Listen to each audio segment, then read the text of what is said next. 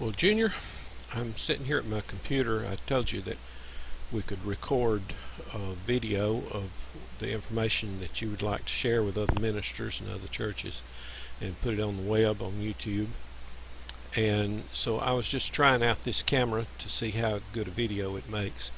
You don't want to put a full-size video on the web. It takes so long to download and to stream back that a lot of people's internet connection is not fast enough.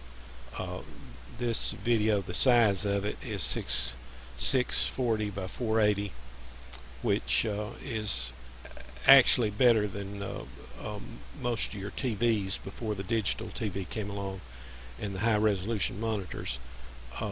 The regular TVs couldn't even display 640 by 480.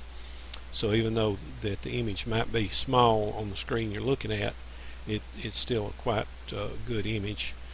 And one good thing about sitting at your computer this way, I've got my Bible search program here on the computer screen, and I looked up the verse about the lentils. I don't know if you mentioned exactly where it was, but 2 Samuel 23, beginning at verse 11, and after him was Shammah, the son of Agi the Haranite.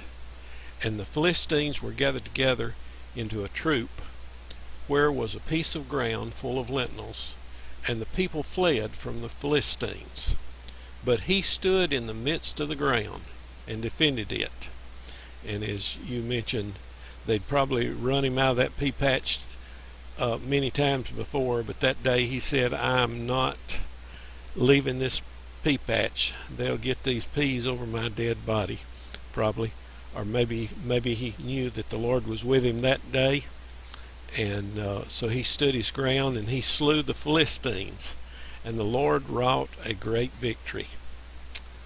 So he only has 2 verses there, but he was one of the mighty men of David because of the great victory that the Lord gave him, standing his ground in that pea patch. And as you mentioned, that's what we need to do sometimes.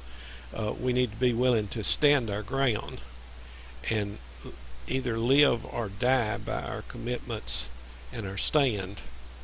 And of course, there's coming a day where Christians will have to do that. I know that I certainly believe in a pre-trib rapture, that most of us will be out of here, but for the people that are left behind, they're either going to have to hazard their lives for what they believe or take the mark of the beast.